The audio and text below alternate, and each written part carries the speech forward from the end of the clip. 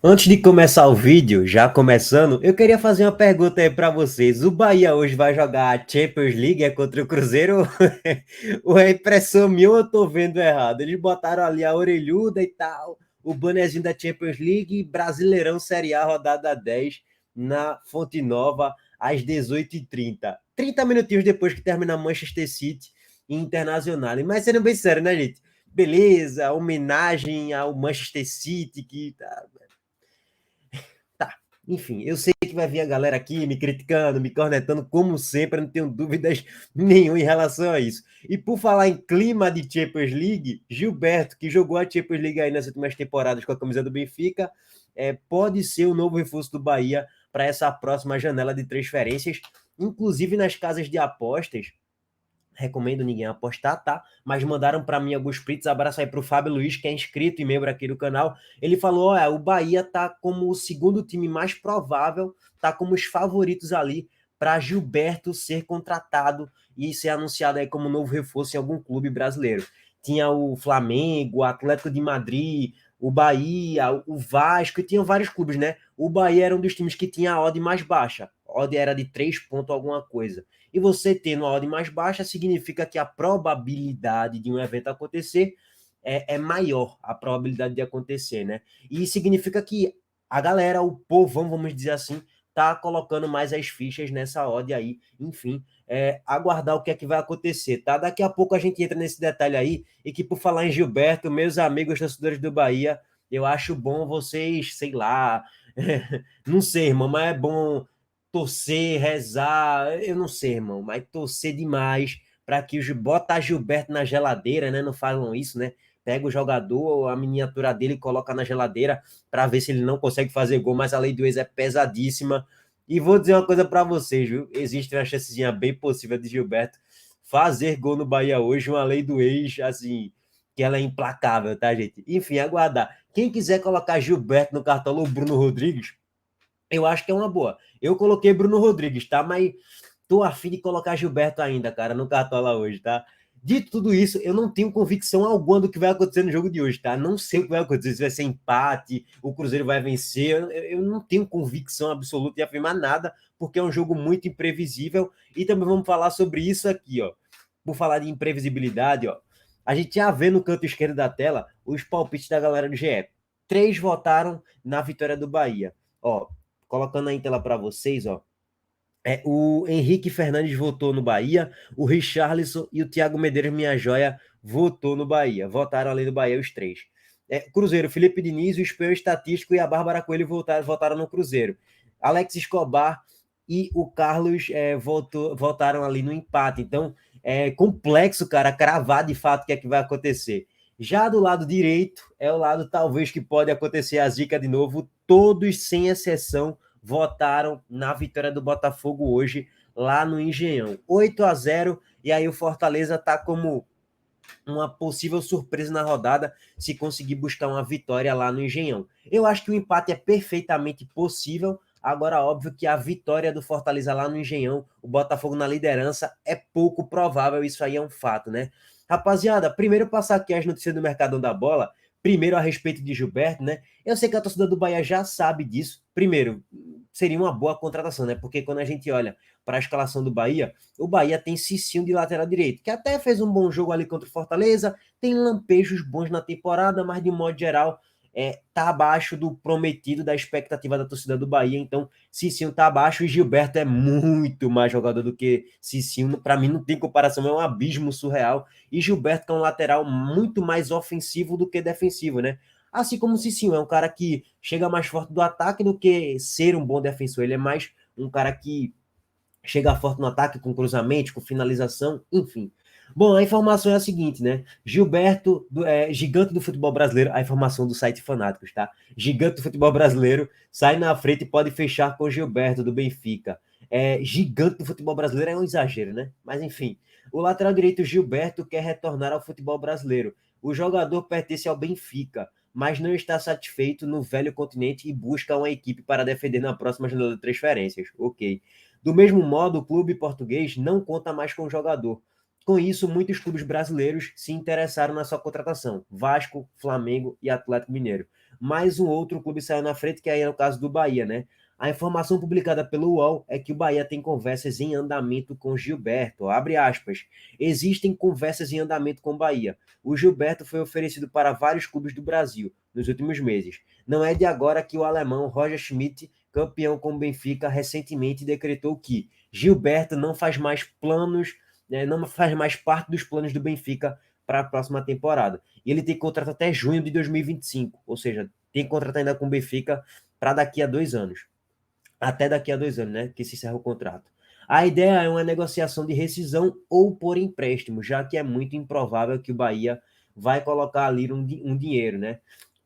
Pagar por um jogador de 30 anos, concluiu e tal. Não é tão improvável, não, porque o Bahia gasta tanto dinheiro aí no mercado da bola que não seria nenhuma loucura o Bahia gastar, sei lá, 15, 20 milhões em Gilberto, não, tá? Mas, ok. Aí é aguardar se o Bahia vai contratar por empréstimo ou não. Seria uma boa contratação? Seria. É mais lateral do que 80, 70% pelo menos dos laterais do Brasil inteiro. Então vamos aguardar. O Bahia tem concorrência pesada, que é a do Vasco, a do Flamengo. A do Vasco nem tanto, mas a do Flamengo, pô, e o Atlético Mineiro é muito mais atrativo do que o Bahia, né?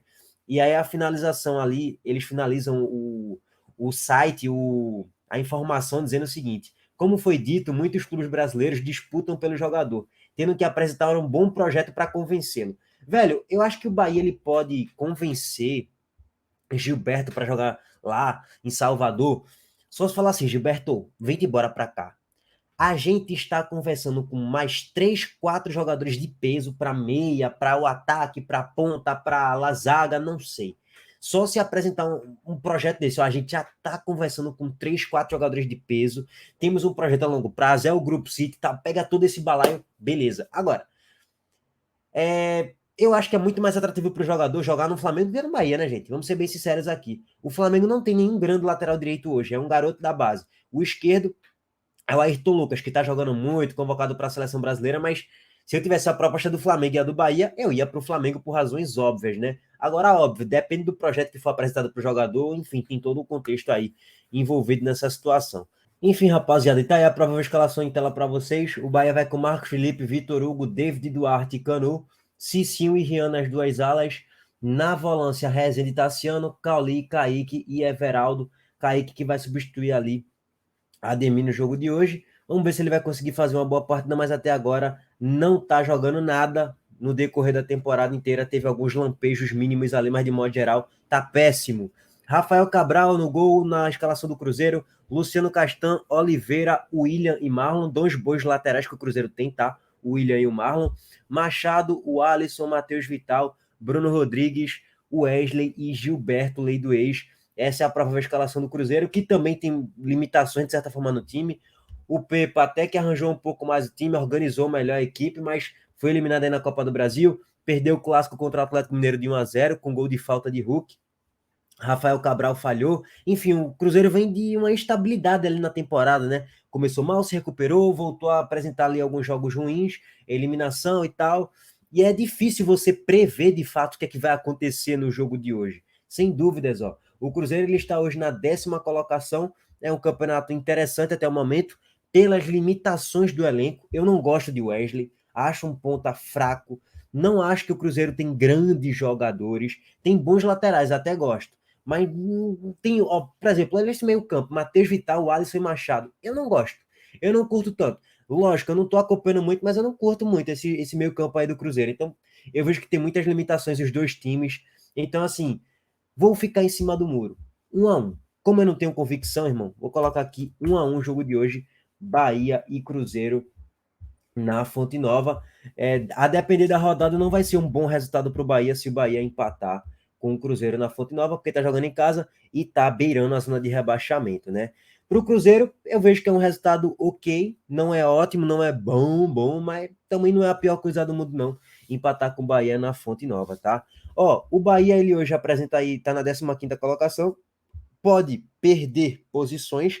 Se o Corinthians, por exemplo, ganhar, o Bahia perde uma posição, ou até um empate, né? Depende, um empate não, mas só se o Bahia perder, né? Se o Bahia perder, vai ser um péssimo resultado, mas se o Bahia ganhar, empatar, o Bahia só perde a posição para o Corinthians se o Corinthians vencer na rodada. Olhando aqui um pouquinho mais para baixo, O Bahia pode perder posição se o América Mineiro vencer, e aí o Bahia pode entrar na zona, né? O Inter pega o Vasco, eu acho que o Inter vence do Vasco 1-0, 2-1, sei lá. O Botafogo e o Fortaleza.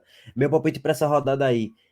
Cara, eu não tenho convicção nisso aqui, mas eu vou colocar 2-1 para o Botafogo pelo contexto inteiro aí da temporada e o recorte histórico também. Eu sei que o histórico não entra em campo, né? Mas é até impressionante como o Botafogo ganha quase tudo do Fortaleza jogando no Engenhão. Ó, no recorte histórico geral, lá no Engenhão, o Fortaleza ele perdeu 8 vezes lá, empatou uma vez e venceu só uma vez, que foi no Maracanã até o jogo, 2-1.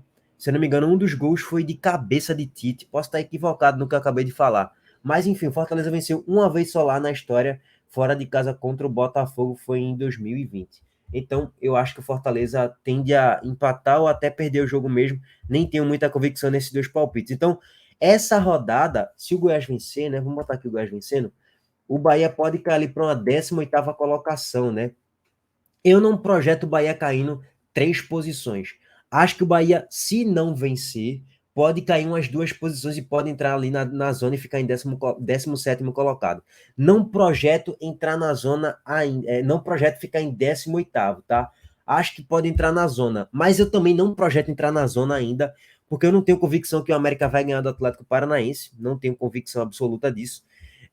E não tenho convicção aqui que o Goiás vai vencer do Fluminense. Não sei. E aí o Bahia ficaria ainda fora da zona. Que por falar em todo esse contexto aí de zona, de instabilidade, de confusão, ó, Renato Paiva desabafou na entrevista ao GE, chorando e falando, pô, meu irmão, isso não existe, velho. Você quer descontar raiva em mim?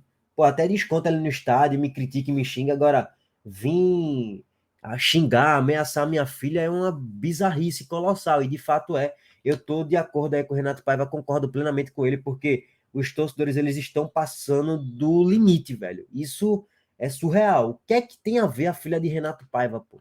Absolutamente nada a ver. E mesmo se fosse com o Renato Paiva, é injustificável ameaça, xingamento. Não, porra, pelo amor de Deus. Vai criticar ali, tá? Mas xingar, ameaçar, isso não existe, pô. Isso não existe. E volta ao ponto, tá? Para mim, ele não é um grande culpado, não. Para mim, o Grupo City é o grande culpado em não contratar boas peças para formar um elenco mais competitivo. Mas lógico que ele tem parcela de culpa também. Vou deixar o cortinho aí para vocês. Deixa o like, se inscreve no canal, ativa o sino. Abraço aí pro Darino Senna, que eu vou pegar o recorte do Insta dele. Valeu! Tem a parte feia que eu até aproveito. Tem a parte feia que eu até aproveito para dizer, de irem à rede social da minha filha insultar. É muito feio, eu acho que isto Ela mora no Brasil? Não, mora em Portugal, e é muito feio fazer isto, muito feio. Torcedores do Bahia entram na rede social da sua filha lá? A minha filha encaminhou-me algumas mensagens muito feias, e portanto volto a dizer aquilo que disse para Ela tem quantos anos? 25, e é a sua colega, é jornalista. Volto a dizer, centrem-se em mim, bem, nas redes sociais não tem hipótese, porque eu não tenho e não vou ver, mas é estes limites que nós estamos a ultrapassar. Estes limites. Campanhas de racismo, sim. Campanhas de civismo. Por que não? Campanhas de civismo. Porque a minha filha não tem culpa. Se o pai é mais competente ou menos competente para a ideia das pessoas, a minha filha não tem culpa. Como é o nome dela? Ana Francisca. Ela é jornalista, faz o seu trabalho e tem uma relação pai-filha. Né? Ela ama o seu pai.